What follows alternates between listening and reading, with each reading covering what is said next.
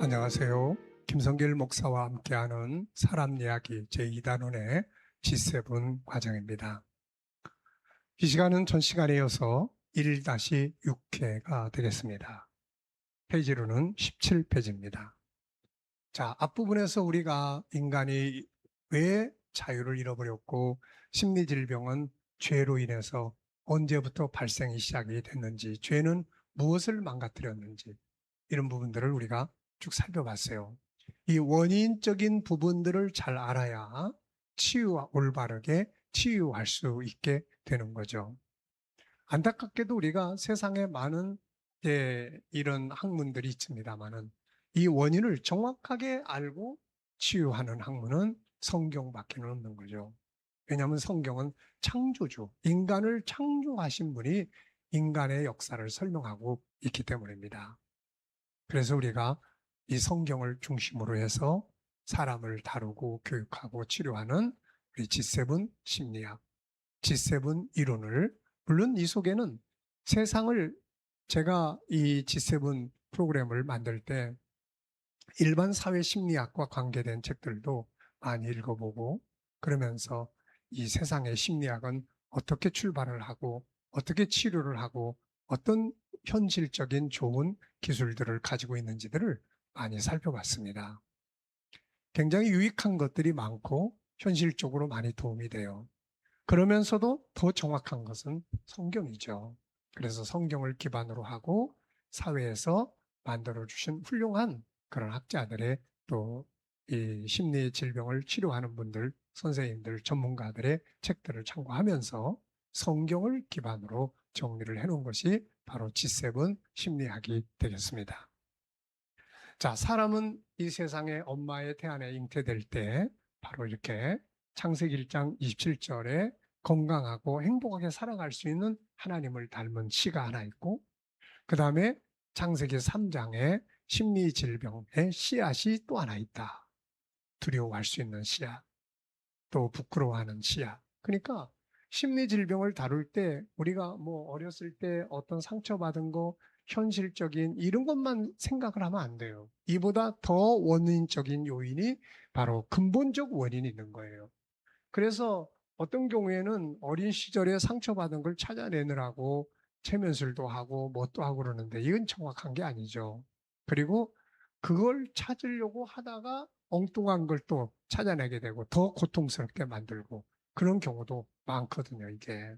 왜냐하면 인간은 어린 시절에 겪었던 상처 때문에 생기는 경우도 있지만은 더 이전에 근원적으로 본인과 상관도 없이 인간의 최초의 인간이 범죄하면서부터 시작된 원인들이 다 있단 말이에요.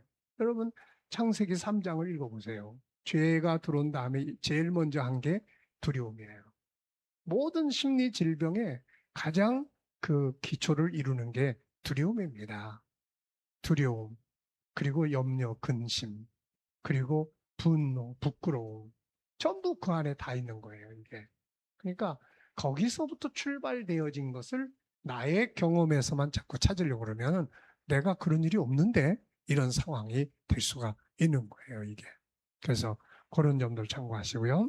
그래서 태안에서 아기가 잉태되었을 때 부모는 아이의 내면을 이해하고 건강하고 행복한 자아를 만들어 줄 수 있도록 이제 이렇게 행복한 삶을 살아가는 게 중요한 거죠. 자, 그 다음에 이제 B번입니다. 태어나서 성장하는 어린 시절. 이게 또 사람의 심리 질병을 성장하게 만드는 원인들이 되고 있어요. 요즘에 이런 일들이 너무 많은 거예요, 이게. 태어나서 성장해 가는 동안 동일합니다. 만약 그 부모가 인간에 대한 올바른 이해가 없거나 삶에 대해 부정적인 인생관을 가지고 산다면 그 영향은 아이에게 자유를 주는 게 아니라 억압을 키우는 역할을 하게 됩니다. 많은 부모들이 자신들이 보고 들은 대로 자기 스타일대로 주변의 환경대로 아이를 양육하거나 때로는 방치하고 있죠. 인간에 대해서 잘 모르기 때문입니다. 이런 환경 속에서 아이들은 그 안에 있는 하나님의 속성, 건강하고 행복한 이 속성을 제대로 인정받고 지지받기보다는 항상 주변 환경이나 어른들의 가치에 따라 살아가게 되죠. 이때 다양한 억압들을 받게 되고 그것들은 고스란히 뇌 속에, 생각 속에 저장되어 그를 힘들게 합니다. 그러나 반대로 좋은 가정이라는 것은 얼마나 부유하냐, 뭐, 힘이 있냐, 이게 아니고 건강하게 성장하는 치유의 기능이 있는 가정을 좋은 가정이다. 이렇게 이야기하는 거예요. 그래서 이런 가정에서 성장하면서 사랑과 배려, 칭찬과 격려, 그리고 행복하게 살아가는 부모의 인격적 모습, 관계 속에서 치유와 자유를 누리고 성장해 갈 때, 이 속에서 건강한 자아가 성장을 하게 되고, 창의력과 인격적 성장을 하게 되고, 심리 질병의 씨앗은 점점 더 작아지게 되는 거죠. 참고할 것은 아이들의 인격 성장의 80%는 가정에서 이루어진다고 합니다. 인성교육이란 특별한 과정, 학원이나 학교에서 이루어지는 게 아니라 가정에서 부모와의 대화 속에서 부모의 살아가는 모습 속에서 아이들을 대하는 태도 속에서 사회를 대하는 부모들의 태도 속에서 아이들은 배우고 익히게 되는 거죠.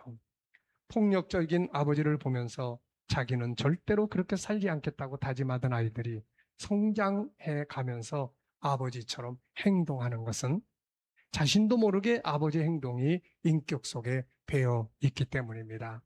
부모가 아이들 앞에서 항상 싸우고 산다면 자녀는 그 속에서 스스로 분노와 두려움에 억압을 당할 뿐 아니라 후에는 자기도 그런 모습을 만들게 되는 거예요. 부모가 세상을 부정적으로 보고 산다면 자녀들 역시 세상을 그런 모습으로 보는 훈련을 하고 있는 거죠. 우리는 여기에 좋은 샘플이 시편 106편의 25절에 있는 것을 보게 돼요. 이스라엘 백성들이 가나안 땅에 들어와서 멸망에 이르게 된 이유 중에 하나는 하나님에 대한 불신, 원망, 불평이었죠. 그게 민수기 13장, 14장이에요. 그런데 이들이 광야로 들어간 다음에 38년이 지난 40년째 다시 그 자리로 돌아온 내용을 기록한 것이 민수기 20장입니다. 근데 그 40년 전에, 38년 전에 부모가 하던 원망과 불평을 자손들이 그 자리에 와서 그대로 하다가 또 하나님의 진노를 받게 된다는 거죠. 그 이유를 시편 106편 25절에서 기록을 해놨어요.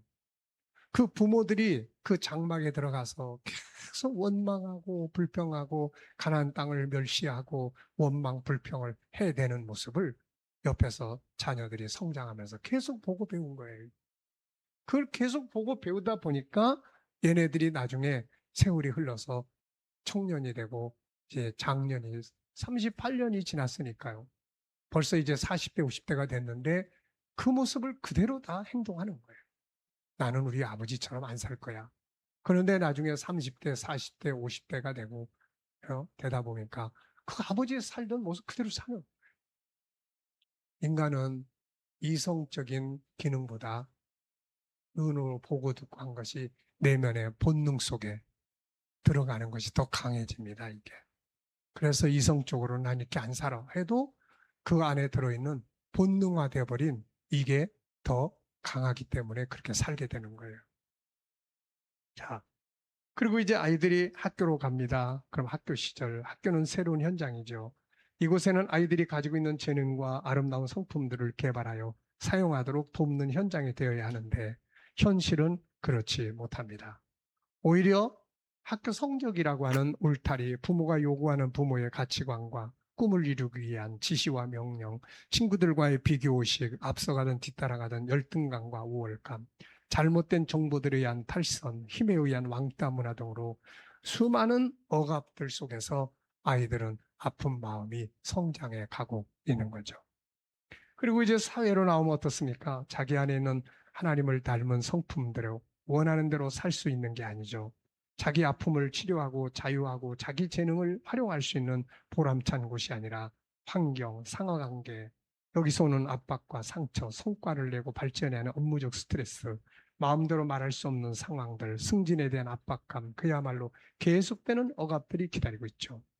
수많은 사람들이 직장에서 사회에서 억압을 받고 스트레스를 받고 있으며 이것들이 공황장애, 우울증, 분노조절장애, 대인기피, 강박관념 등을 만들어내고 있고 결국 희망을 버리고 자기 목숨을 버리는 일까지 만들어지고 있는 겁니다.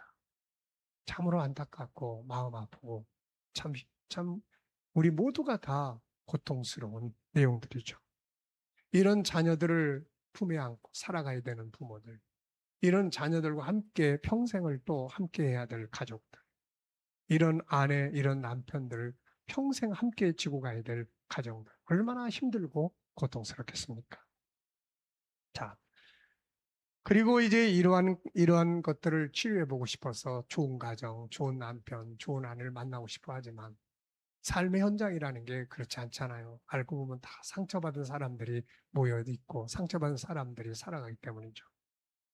우리 앞에 있는 수많은 환경들, 비교의식, 또 갈등, 어떤 염려와 고민 이런 것들은 우리들 안에 있는 즐겁고 행복한 창세기 1장 27절의 씨앗을 키우기보다는 창세기 3장의 죄성, 심리 질병의 씨앗을 더욱더 강화시킬 수밖에 없는 거예요.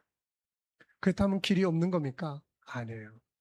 창세기 1장 21절에 하나님을 닮은 이 우리 안에 행복을 만들어주기 위해서 처음에 심어 놓으신 이 나무를 키워가면 되는 거예요. 그게 바로 건강한 삶이고, 그게 G7 운동이고, 그게 바로 가정 클리닉의 사명이고, 그게 심리 치료고 그렇습니다. 자, 오늘은 이 시간은 여기까지 하고 마치겠습니다. 자, 감사합니다.